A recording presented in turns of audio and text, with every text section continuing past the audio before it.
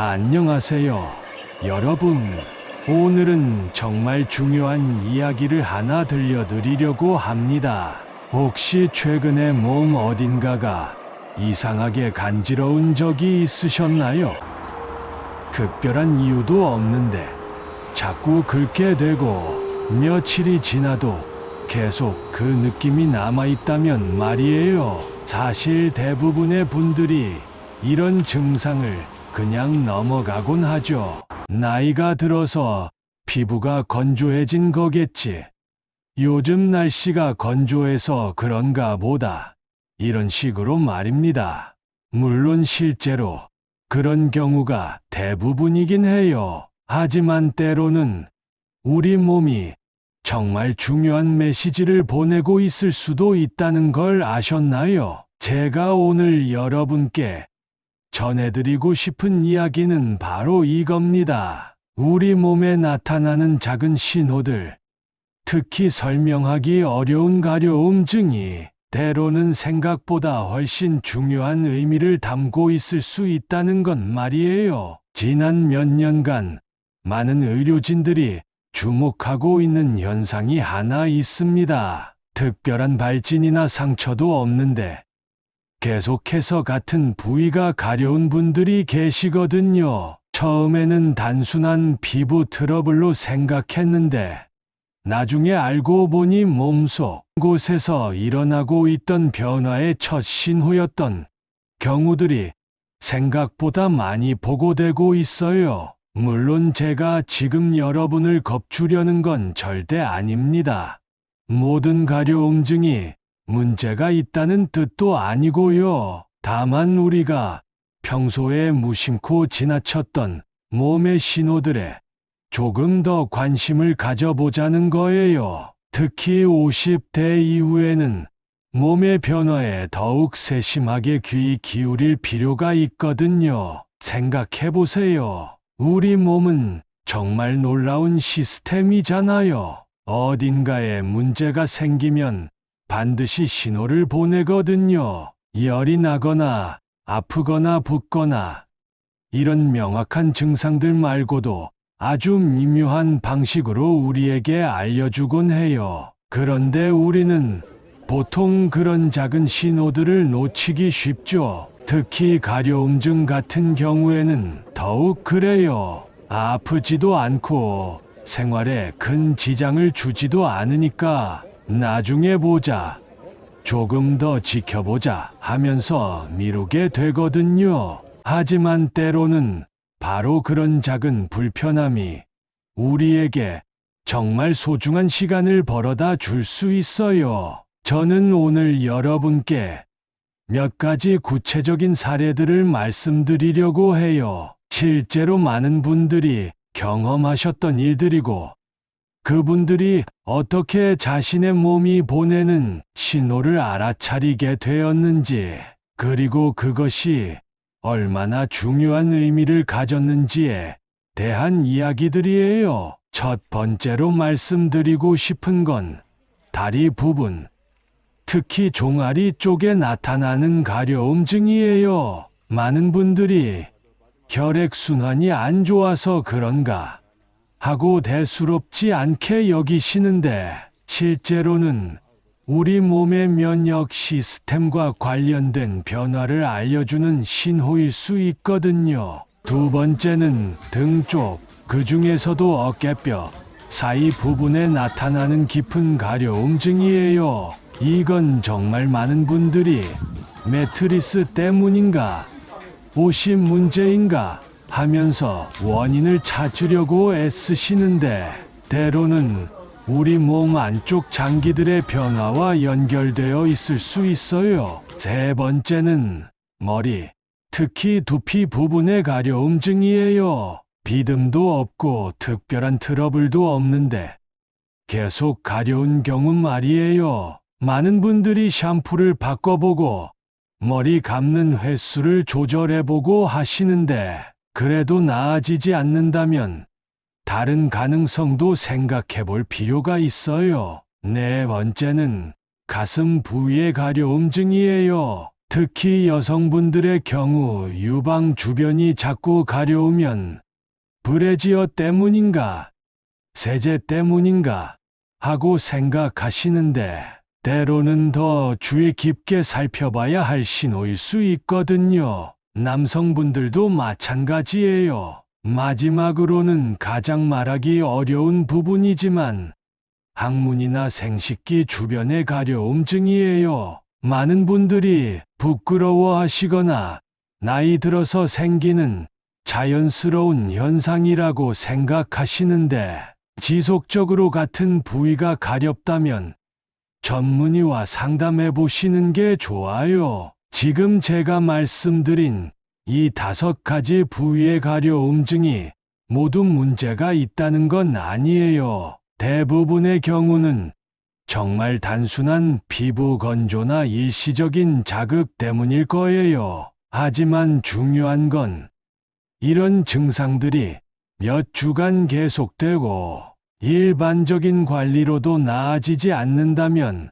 한 번쯤은 전문가의 의견을 들어보시는 게 좋다는 거예요. 왜냐하면 조기 발견이라는 게 정말 중요하거든요. 무엇이든 초기에 발견하면 대처할 수 있는 방법이 훨씬 많아져요. 반대로 너무 늦게 알게 되면 할 수 있는 일들이 제한되죠. 그러니까 우리가 평소에 자신의 몸에 조금 더 관심을 가지고 작은 변화라도 주의 깊게 살펴보는 습관을 기르는 게 중요해요. 특히 50대 이후에는 몸의 회복력이 예전 같지 않잖아요. 젊을 때는 며칠 못 자도 금방 회복되고 조금 무리해도 괜찮았는데 나이가 들수록 몸이 보내는 신호에 더 민감해질 필요가 있어요. 그게 바로 지혜로운 나이 드는 방법이라고 생각해요. 앞으로 제가 여러분께 들려드릴 이야기들은 모두 실제 사례를 바탕으로 한 것들이에요. 물론 개인정보 보호를 위해 이름이나 구체적인 정보는 바꿨지만 증상이나 경과는 실제로 있었던 일들이에요. 이런 이야기들을 통해 여러분도 자신의 몸이 보내는 신호를 좀 더 잘 이해하실 수 있을 거라고 생각해요. 그럼 이제 본격적으로 이야기를 시작해 볼까요? 첫 번째로, 종아리 부위에 나타나는 설명하기 어려운 가려움증부터 살펴보겠습니다. 먼저 다리, 특히 종아리 부분에 나타나는 가려움증 이야기부터 해볼게요. 혹시 밤에 잠자리에 누워서 자꾸 종아리를 긁게 되는 경험 있으셨나요? 모기에 물린 것도 아니고 특별히 뭔가 닿은 것도 아닌데 자꾸 그 부분만 가려운 거예요. 보통은 혈액순환이 안 좋아서 그런가 하고 대수롭지 않게 여기시죠. 하지만 그 가려움이 몇 주째 계속되고 로션을 발라도 나아지지 않고 특히 밤마다 반복된다면 한 번 더 생각해봐야 할 필요가 있어요. 우리 몸의 면역 시스템에 변화가 생기면 그 첫 신호가 종종 다리 쪽 신경을 자극해서 가려움을 느끼게 할 수 있거든요. 70살이 넘으신 한 어르신은 몇 달 동안 왼쪽 종아리만 계속 가려워서 고생하셨는데 이불도 새로 갈고 보습제도 열심히 발랐지만 전혀 나아지지 않았어요. 다른 부위는 멀쩡한데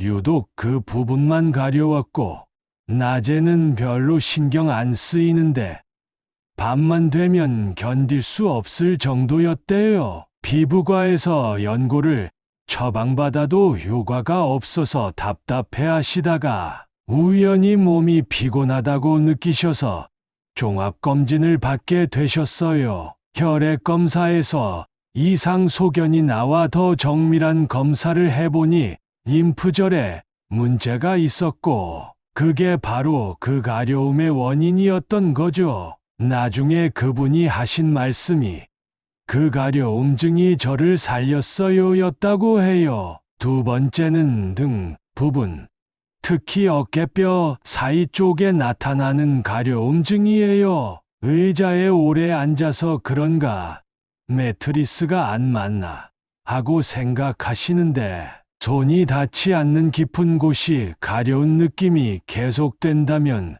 주의해 보세요. 간이나 담낭에 문제가 생기면 담즙 흐름에 변화가 생기고 그게 등 부위 신경을 자극해서 가려움을 일으킬 수 있어요. 60대 후반 한 할머님은 몇 달 동안 등 한가운데가 너무 가려워서 침대도 바꾸고 옷도 바꿔보셨는데 나아지지 않았어요. 특히 밤에 누워있을 때 그 가려움이 더 심해져서 잠을 설치는 날이 많았는데 가족분들이 등을 긁어드려도 시원하지 않고 마치 깊숙한 곳에서 가려운 것 같다고 하시더라고요. 나중에 정기검진에서 간 수치가 높게 나와 정밀 검사를 받으니 담관에 작은 문제가 있었던 거예요. 다행히 초기 단계여서 치료가 잘 되었는데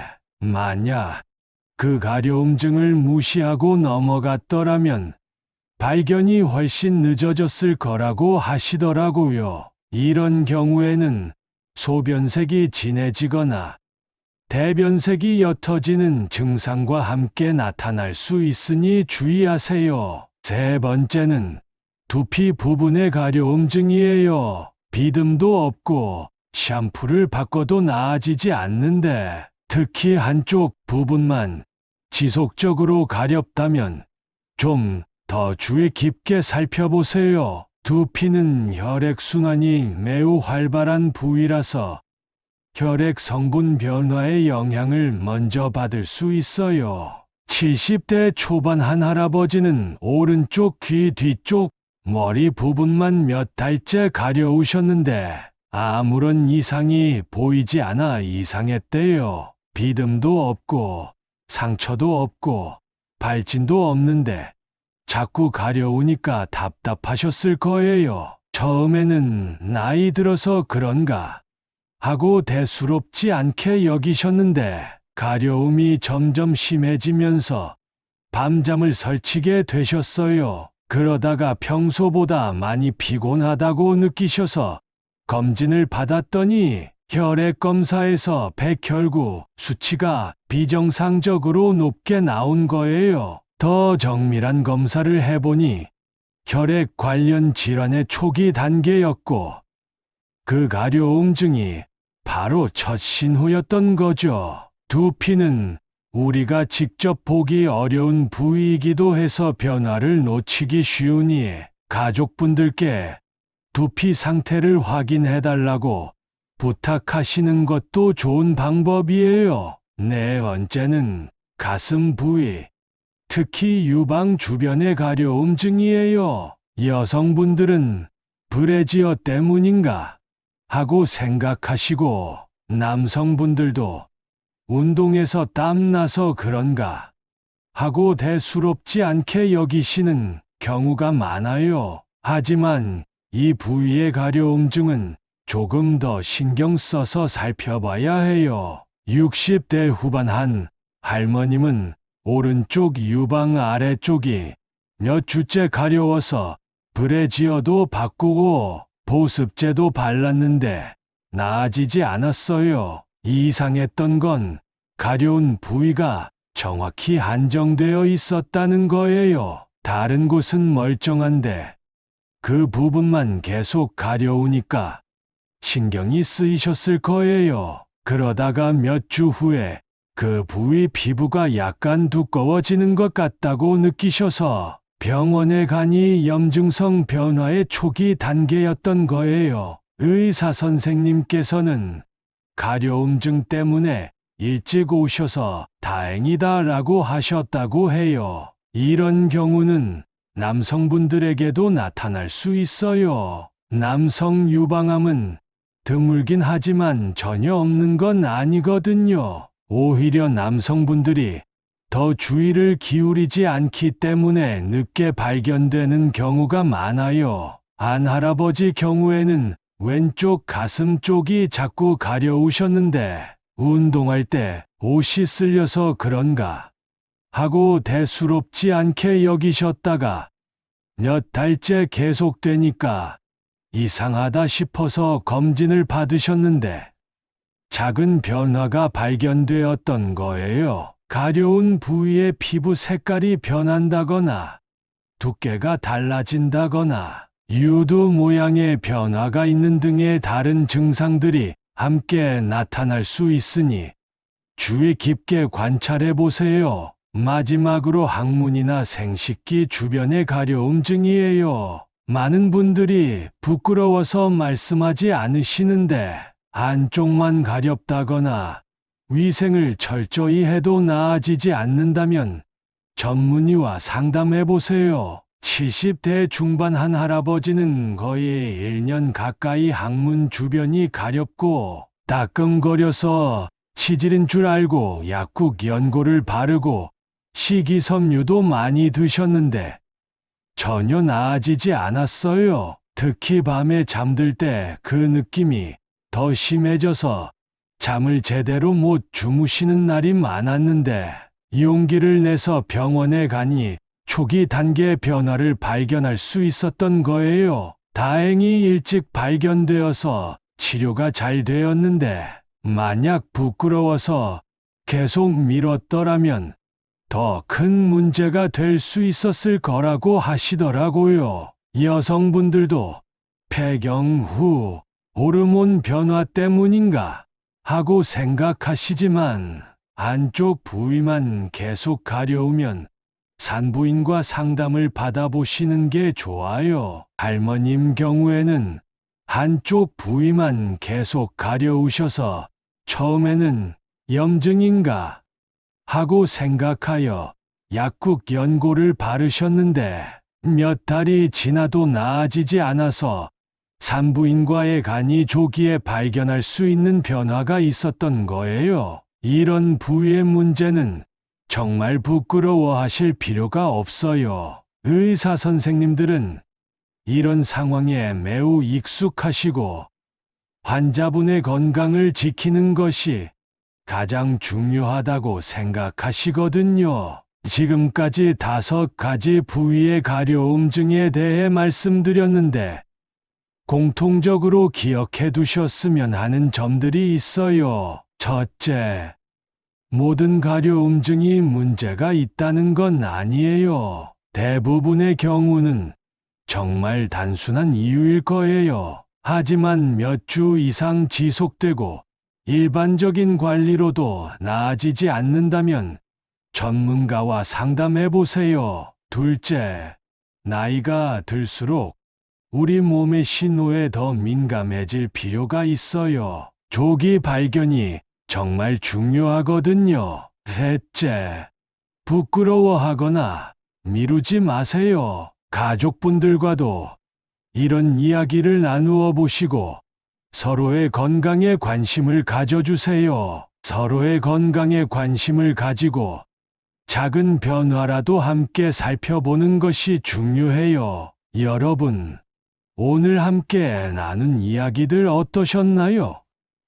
처음에는 그냥 가려운 건데 뭐 그리 대단할까 하고 생각하셨을 수도 있어요. 하지만 우리가 살펴본 사례들을 통해 알 수 있듯이 때로는 정말 작은 신호가 우리 인생을 바꿀 수 있는 중요한 출발점이 될 수 있어요. 제가 오늘 여러분께 전하고 싶었던 가장 중요한 메시지는 이거예요. 우리 몸은 정말 지혜로운 시스템이라는 것. 그리고 무엇인가 이상이 생기면 반드시 우리에게 알려준다는 거예요. 문제는 우리가 그 신호를 제대로 듣고 있는가 하는 거죠. 종아리의 끈질긴 가려움, 등 뒤에 깊은 불편함, 두피의 지속적인 간지러움, 가슴 주변의 이상한 느낌, 그리고 민감한 부위에 계속되는 가려움까지. 이 모든 것들이 단순히 나이가 들어서 생기는 자연스러운 현상일 수도 있어요. 실제로 대부분의 경우가 그럴 거고요. 하지만 중요한 건 이런 신호들을 완전히 무시하지는 말자는 거예요. 몇 주간 계속되고 여러 가지 방법을 써봐도 나아지지 않는다면 그때는 전문가의 도움을 받아보시라는 거죠. 오늘 제가 들려드린 이야기들의 주인공들에게는 한 가지 공통점이 있어요. 바로 자신의 몸이 보내는 신호를 무시하지 않았다는 거예요. 처음에는 별것 아닐 거야 하고 생각했지만 시간이 지나도 나아지지 않자 용기를 내서 병원을 찾았던 거죠. 그리고 그 작은 용기가 결국 자신의 건강을, 나아가서는 생명을 지키는 결과로 이어졌어요. 만약 부끄러워하거나 나이가 들어서 그런가 하고 계속 미뤘다면 어떻게 되었을까요? 아마 발견이 훨씬 늦어졌을 거고 치료도 더 어려워졌을 거예요. 특히 50대 이후에는 우리 몸의 회복력이 예전 같지 않잖아요. 그러니까 더욱더 우리 몸이 보내는 신호에 민감해질 필요가 있어요. 이게 바로 지혜롭게 나이 드는 방법이라고 생각해요. 젊을 때는 괜찮아. 며칠 있으면 나아지겠지 하고 넘어갈 수 있었던 것들도 이제는 조금 더 신중하게 생각해봐야 해요. 그게 우리 자신을 사랑하는 방법이고 가족들을 위하는 방법이기도 하고요. 오늘 이야기에서 가장 인상 깊었던 부분이 뭐였나요? 저는 그 할아버지가 하신 말씀이 계속 기억에 남아요. 그 가려움증이 저를 살렸습니다 라고 하셨던 분 말이에요. 정말 그래요. 현대의학이 아무리 발달했다고 해도 가장 중요한 건 조기 발견이에요. 무엇이든 초기에 발견하면 치료할 수 있는 방법이 훨씬 많아지거든요. 반대로 늦게 발견하면 아무리 좋은 의료진과 장비가 있어도 할 수 있는 일이 제한되죠. 그런데 조기 발견을 위해서 꼭 복잡한 검사나 비싼 장비가 필요한 건 아니에요. 가장 중요한 건 우리가 평소에 자신의 몸에 관심을 가지고 작은 변화라도 놓치지 않으려고 노력하는 거예요. 매일 아침 일어나서 오늘 몸 상태는 어떤가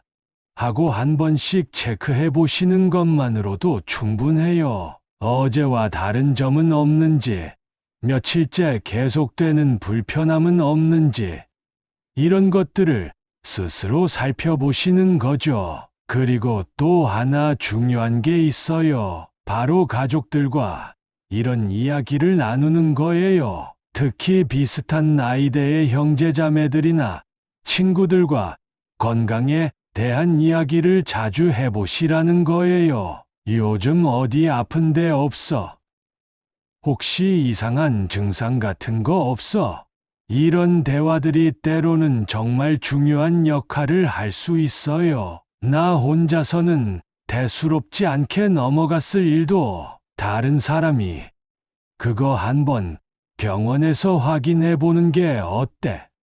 하고 말해주면 병원을 찾게 되잖아요. 특히 오늘 제가 말씀드린 것처럼 민감한 부위의 문제들은 혼자서 고민하기보다는 가족들과 상의해 보시는 게 좋아요. 부끄러워할 일이 전혀 아니거든요. 오히려 서로의 건강을 챙겨주는 따뜻한 가족애의 표현이라고 생각해요. 그럼 오늘부터 여러분이 할 수 있는 간단한 실천 방법들을 말씀드릴게요. 첫째, 매일 잠자리에 들기 전에 오늘 하루 몸에 특별한 변화는 없었는지 한 번씩 생각해 보세요. 그냥 대충이 아니라 정말 꼼꼼히요. 둘째, 며칠 이상 계속되는 불편함이나 가려움이 있으면 달력에 표시해 두세요.